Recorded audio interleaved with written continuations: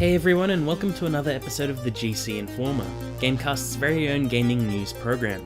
I'm your host for today, Mark, also known as Koistorch, and today I've brought with me some interesting developments. First off, No Kuni 2 has been delayed. The game was originally scheduled for a January 19th release and has now been pushed back to March 23rd, 2018. It's not a huge delay, but it was rather unexpected as the original date was only just a little over a month away. The developer Level 5 have issued a statement along with the delay stating that they want to release the game with the highest level of design and quality. They explained the delay was necessary to ensure all mechanics and modes worked cohesively. From what I've seen of the game, they already hold a very high standard for quality, and even the original release was polished to this point as well. It's not the sort of game you want rushed along to release, and it also helps a bit as January was jam-packed with big releases, and I didn't want No Kuni 2 to fall through the cracks. Once again, No Kuni 2 will release on March 23rd, 2018 and will be available for the PlayStation 4 and PC. Next we have the latest batch of Dragon Ball FighterZ announcements. The latest issue of V-Jump has revealed that Dragon Ball FighterZ will have a few characters to represent Dragon Ball Super. The new characters are Beerus, Hit, and Goku Black. Beerus has high power and technique, making him a deadly opponent.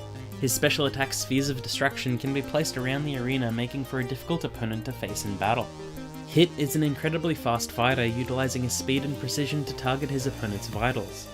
Hit is able to move around the arena instantaneously and even counter the opponent's strikes from a standing position. He'll be a deadly force in the right hands. Lastly, Goku Black rounds out the roster. He has Goku's physical capabilities as well as the added help from Zamasu. Zamasu can be called in to hold back the opponent while Goku Black charges a Kamehameha, as well as team up for devastating special moves. V-Jump also details a few new features. The mysterious Dragon Balls floating at the bottom of the screen now have a purpose.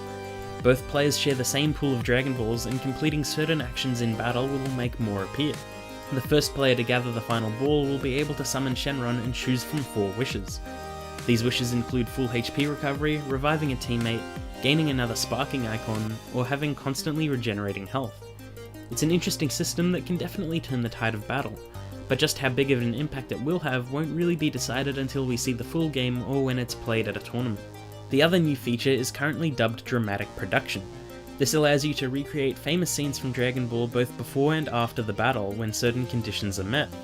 So far they've hinted at Goku's final attack against Kid Buu, which may have also confirmed that Goku will have the Spirit Bomb in the full game. Other scenes include Frieza killing Krillin and Goku's reaction to it, Goku fighting Beerus over the Earth, and of course Yamcha being blown up by a Cyberman. Dragon Ball FighterZ is scheduled for release on January 26, 2018 for the PlayStation 4, Xbox One and PC. Street Fighter has also had a few new announcements in preparation for its hopeful return to form with Street Fighter V Arcade Edition. Fans were treated to a new opening cinematic to Arcade Edition where each fighter has their individual time in the spotlight.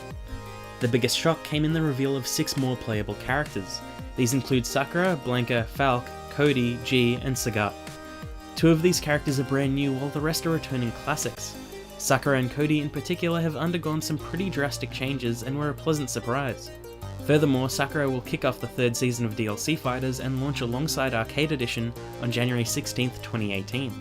But that's not all. Capcom also announced the Street Fighter 30th Anniversary Collection for PlayStation 4, Xbox One, PC, and Switch. The Anniversary Collection will include 12 games. These games include... deep breath. Street Fighter, Street Fighter 2, Street Fighter 2 Champion Edition, Street Fighter 2 Hyper Fighting, Super Street Fighter 2, Super Street Fighter 2 Turbo, Street Fighter Alpha, Street Fighter Alpha 2, Street Fighter Alpha 3, Street Fighter 3, Street Fighter 3 Second Impact, and Street Fighter 3 Third Strike. The Anniversary Collection will also include online play for several of the games on offer, as well as character bios, concept art, and a music player for a fun trip down memory lane. I'm glad to see Capcom finally on the up and up, because it had a couple rocky years lately when it came to fighting games. Street Fighter 30th Anniversary Collection will release in May 2018. And last but not least, we have an announcement from seemingly out of nowhere. Titan Quest, the 2006 dungeon crawler hack and slash that was similar to Diablo, that used ancient mythologies as a base, is now being remastered for PlayStation 4, Xbox One, and the Nintendo Switch. This comes as a complete surprise right after a new expansion was sort of silently released on PC last month. Not only that, but the new expansion isn't included in the remaster, but its previous expansion is.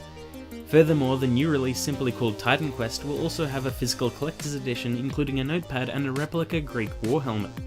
I'm still in a bit of shock from the announcement, and while I did enjoy the original game, I don't know how it will fare on console. But as long as it still has its hilarious ragdoll physics, then I'm sure it'll manage somehow. Titan Quest will release on PlayStation 4 and Xbox One on March 20th, 2018, and Switch sometime in 2018. And that's all the time we have for today's news. I hope you enjoyed it. Let us know your thoughts on any of the news topics brought up today, and don't forget to like and subscribe. We're also always on the lookout for new talent, so if you want to be part of the GameCast community, you can always chat with us over on our Discord server, which I'll leave in the description below. Thanks for watching, bye!